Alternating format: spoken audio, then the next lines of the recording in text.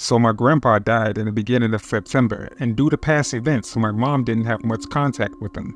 He was still calling me every now and then, catching up about how I'm doing. I hadn't seen him for over 2 years due to COVID and the strict rules from the nursery home he was in, which I felt bad about because I was the only person that he was most proud about. That same day, we went to see him one last time. Now, the first strange thing that happened is my mother woke up in the middle of the night 7 hours before his death and thought about him. She was sending me pictures saying how we looked alike. Fast forward in November, at his funeral, as I was lowering his urn in the grave, it started to rain, but it only rained in a 5-meter radius around his grave for a minute and nowhere else. With that already being odd, one day after his funeral, there was a voicemail left on our mailbox. It didn't show a number, it was just a voicemail left around 7 p.m. the day after the urn was buried. My mom played it and couldn't believe her ears. It was the voice of my grandpa. He said, "Hello, Anna. You don't have to call me anymore. I'm already in bed. Goodbye until tomorrow." We knew it was him. His raspy voice, the sounds he was doing, everything sounded so real. His voice sounded so tired, like he was going to rest. I really couldn't wrap my head around what was happening. But it was so beautiful and heartbreaking at the same time to hear him say goodbye.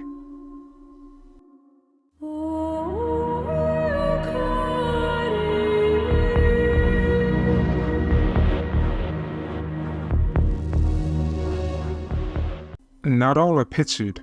I found a bunch, which are 18 in total, of black dolls at a thrift store.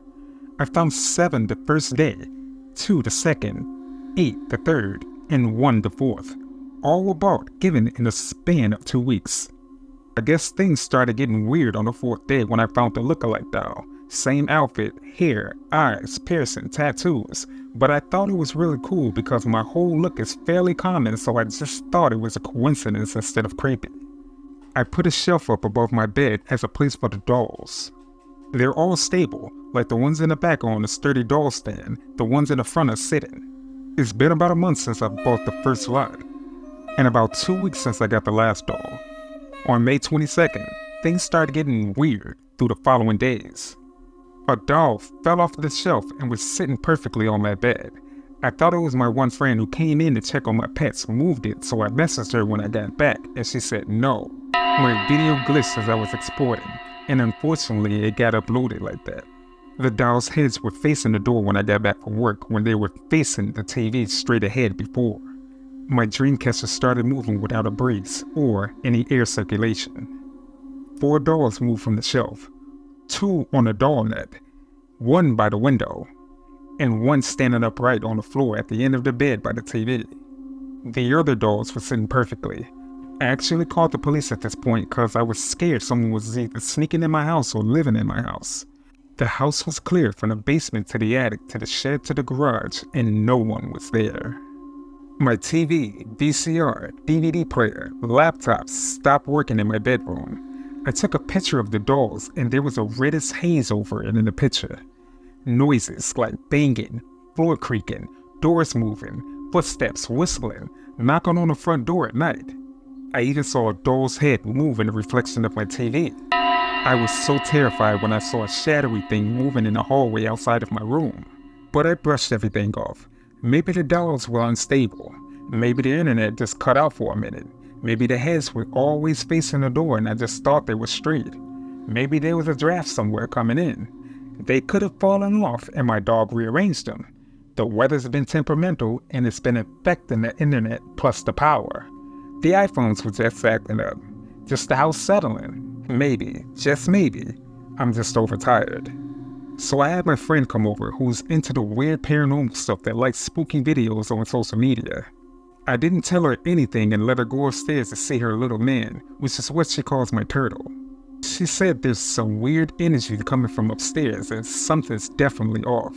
What's weird is that I have every type of old spooky doll, teddy bear, and painting, and nothing has ever felt off. I have these dolls that were made in 2020 to 2024, and all of a sudden there's this weird vibe. She wanted to do this AMF looking thing, a spirit box, some sort of L-shaped stick thing, which I declined because I didn't want to mess with that stuff. She then mentioned her mom and grandma both did the sage and spice cleanse thing and thought it would be a good idea. I declined that as well. Later that night after she left, she messaged me and said her mom, which was an indigenous shaman, would stop by at 6 a.m. to do the cleansing. Great. I don't personally believe in any of it, but if it makes my friend feel any better, then sure. So her mom stopped by with a bunch of herbs and whatnot, and before she even stepped foot in the house, she said something like, "He means no harm. They're just his beloveds." The cleansing went on for about 4 hours. I let the air out for the rest of the day. She started at sunrise about 6 a.m. I came home around 9 p.m., got my pets from the neighbor's house, and got ready for bed. I can hear moving above my head, and I'm thinking maybe it was coming from the attic. I messaged my friend that I'm still hearing and seeing shit, and she asked me to make a list of everything that I was experiencing. So I did. She asked her mom, and apparently he's not bad, so he's just gonna chill here? Like, I just want my stuff back to normal, but I also don't want to get rid of the dolls. Is there anything that I can do about this? Is this actually paranormal? Or is this someone living in my house? Am I going crazy? Can a doll that was made less than a year ago be cursed or whatever? My friend wants me to get cameras, but for one, I can't afford a camera for my front door, let alone my room. And two, I don't want to record myself sleeping and getting dressed, especially if someone can get a hold of that. That's just plain creepy. Is there any other advice that can be given? I really don't know where to go at this point. I truly do need help with this.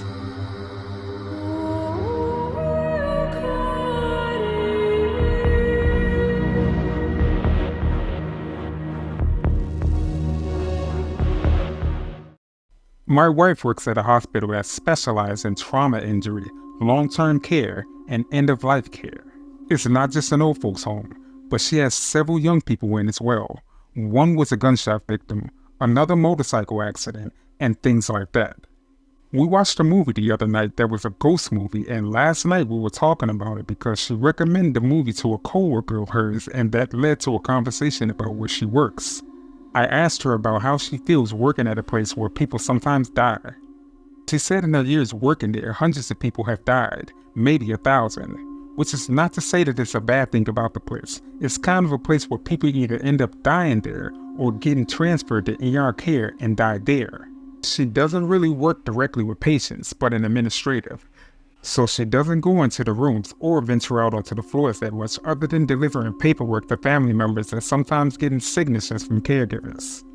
She told me about the time that when she had to work nights there when she first started due to the staffing issues, she needed to cover for one of the other managers, and it was just a brief number of times that she had to do that, but she said if she had to work those hours, she would find another job.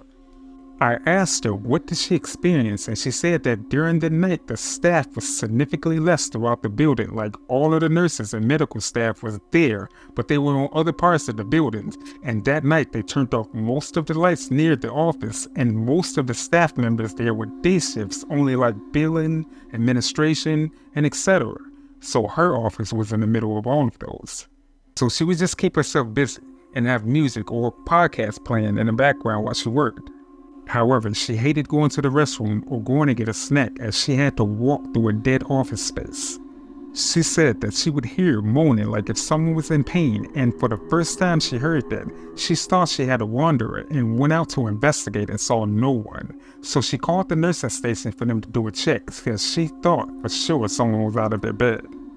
Which just sometimes happens. A patient, for whatever reason, will get a moment of strength and get up and out of bed and wander like a zombie.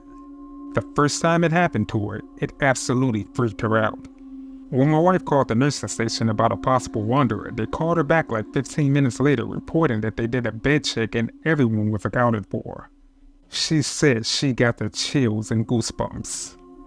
She also said for some reason in the hospital gardens, stray cats will always come when the deaths occur. She said that people in the hospital would sometimes feed the cats and the family members visiting would feed them too. But when the death occurs, a bunch of cats shows up in the garden, and she said it was a very odd thing. She also told me about the time when she had to get some paperwork signed and that the family member was going to meet her in the grandmother's hospital room. So she went up to go meet the family member, and she got there before they did, and that the patient was basically in a coma. She sat in the chair next to the bed looking over the paperwork, and the lady started talking in another language. And as soon as the family member arrived, she stopped, and my wife was like, okay.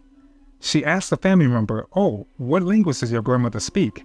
They looked at her puzzled and said, just English. Lastly, during COVID, it was really hard on all of them. They lost a lot of patients during that time, but not really COVID related. She said when they stopped family members from visiting, a lot of them just gave up on life. During that time, she would come home crying almost every day.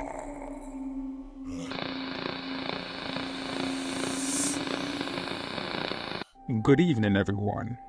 This is Yuri K, and this is the end of the video. Please leave a comment and let us know your opinions on the matter. If you happen to like this content, please check out our other videos. Make sure you like and share amongst your friends and family to help our community grow. You happen to be new to this channel?